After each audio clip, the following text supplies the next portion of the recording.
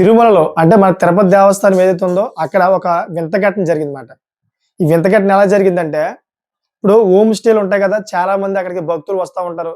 భక్తులు వచ్చిన తర్వాత వాళ్ళు రూములు గట్టా బుక్ చేసుకుంటారన్నమాట. అప్పటికప్పుడు కూడా చాలా మంది రికమెండ్ చేసుకొని బుక్ చేసుకుంటా ఉంటారు. ఇటువంటి క్రమంలోనే ఒక పోలీసు వచ్చాడన్నమాట. ఫుల్ యూనిఫార్మ్ ఏసుకొని వచ్చాడు. తనతో పాలంగా ఒక మహిళ కూడా ఉంది.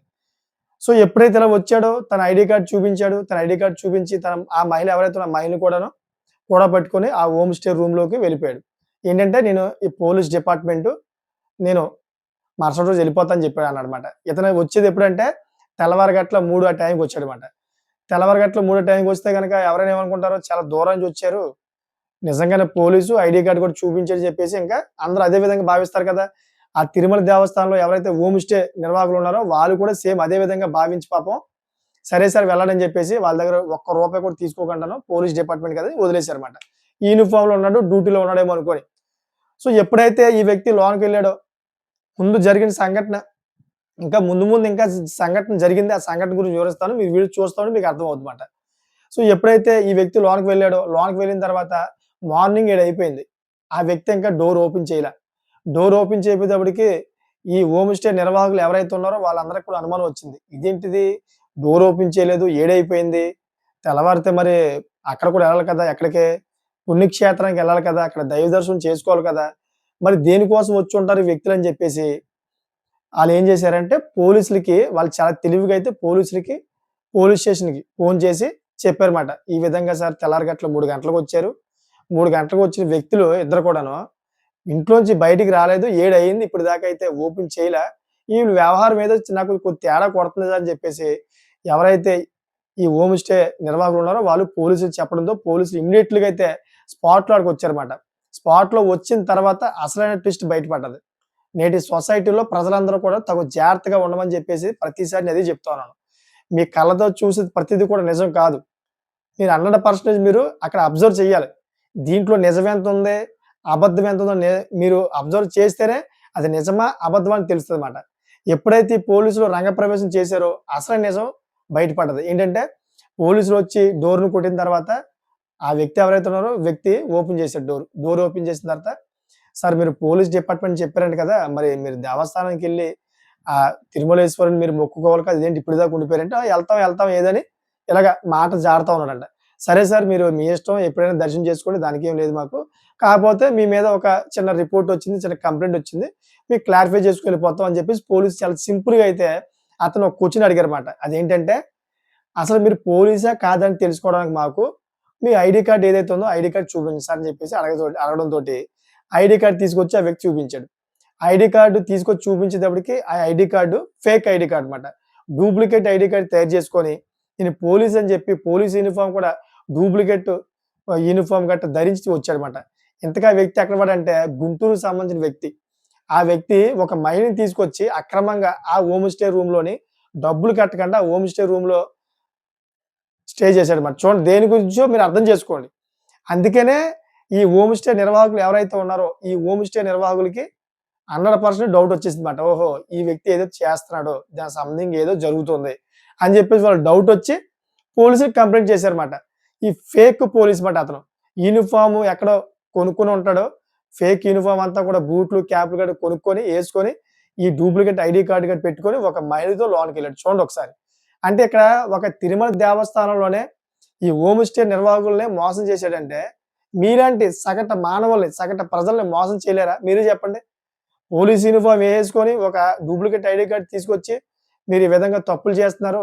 మీ మీద కేస్ పెడతాను. మీరు ఏమైనా డబ్బులు ఇస్తారా ఎవరా? లేకపోతే మా ఎస్ఐ గారికి ఫోన్ చేస్తారు. మా సీఏ గారికి ఫోన్ చేస్తాను. ఎవరైనా ఈ విధంగా మిమ్మల్ని బెదిరిస్తే మీరేమనుకుంటారు? నిజంగానే కొంతమంది చిన్న చిన్న తప్పులు చేస్తా ఉంటారన్నమాట. ఆ తప్పులు యాక్చువల్ ఏంటంటే వాళ్ళకి అన్నీ కూడాను సెటిల్‌మెంట్ అయిపోతాయి. అంటే తప్పులు చేసుకున్న వ్యక్తులు వాళ్ళు ప్రజలందరూ కూడా.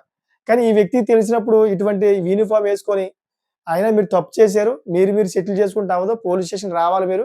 మా సీఏ గారికి తెలిసింది ఈ విషయం అని చెప్పేసి ఏదో బూటకవులు చెప్తాడు. చెప్పిన తర్వాత నిజంగానే పోలీస్ స్టేషన్‌కెళ్ళలేమో. నేను ఆల్రెడీ ఎవరైతే ఈ తప్పు చేశారో వాళ్ళకైతే డబ్బులు ఇచ్చేసాము. మేము ఆల్రెడీ కాంప్రమైజ్ అయిపోయాం. ఇది ఈళ్ళకి తెలిసిపోయింది. ఈళ్ళు వదలరేమో అని చెప్పి ఏం చేస్తారు వాళ్ళు? డబ్బులు ఇచ్చేస్తారన్నమాట. ఎందుకు సార్ పోలీస్ స్టేషన్‌లో గట్టా జైలు అటు మేము తిరగలేము. కోర్టు మెట్లు గట్టా ఎక్కలేము మేము. సరే సార్ ఒక 1,00,000, 2,00,000 ఉంచుకొని మామూలు వదిలేండి సార్ అని చెప్పేసి చాలా మంది ప్రజల పాపం ఇటువంటి ఫేక్ పోలీసులు ఎవరైతే ఉంటారో ఇటువంటి ఫేక్ పోలీసుల చేతుల్లోని డబ్బులు పెట్టేస్తారన్నమాట. ఈ విధంగా కూడా మోసం జరుగుతది. 100% జరుగుతది. ఇలా గతంలో కూడా చాలా సార్లు జరిగాయి. గతంలో ఏ విధంగా జరిగాయంటే ఈ విధంగానే మొత్తం కాకి బట్టలేసుకొని కానిస్టేబుల్ రూపాలెత్తి కొంతమంది ప్రేమికులుంటారు కదా! ప్రేమికులు పట్టుకొని వాళ్ళ దగ్గర డబ్బులు గట్టా గుంజడం.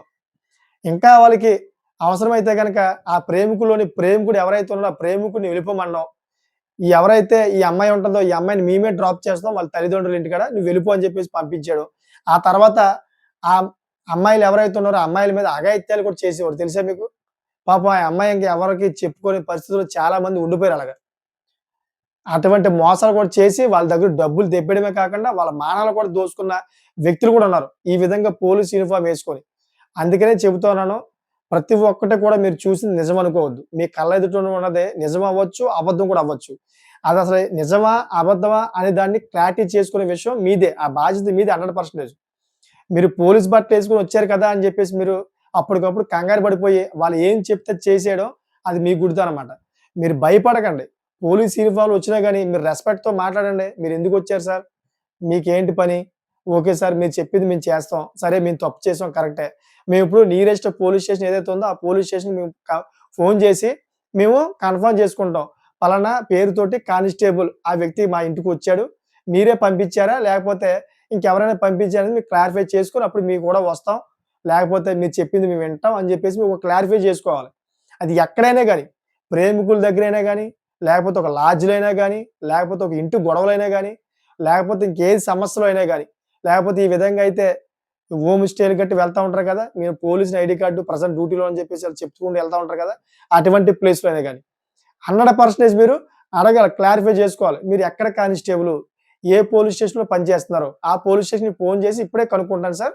మీరు నిజంగానే ఆళ్ళు పంపించిన వ్యక్తులా? కాదండి ఒక చిన్న క్లారిఫికేషన్ మీరేమి అనుకోవద్దు సార్.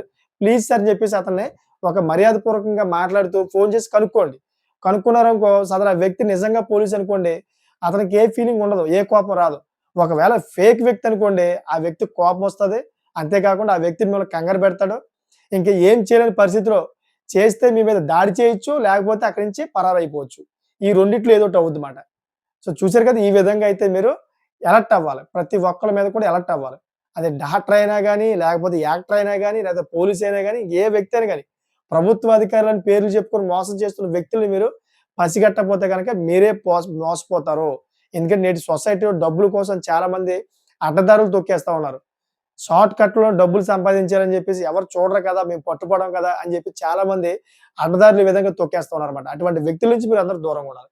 అందుకనే ఈ వీడియో తీసుకొచ్చాను. సో, దీని మీద మీకు ఏమనిపిస్తుందో కామెంట్ చేయండి. అదేవిధంగా ఇటువంటి లేటెస్ట్ ఇన్ఫర్మేషన్ ఎప్పటికప్పుడు ముందుకు తీసుకొస్తా ఉంటాను. నా ఛానెల్ సబ్స్క్రైబ్ చేసుకోండి. Thank for watching friends.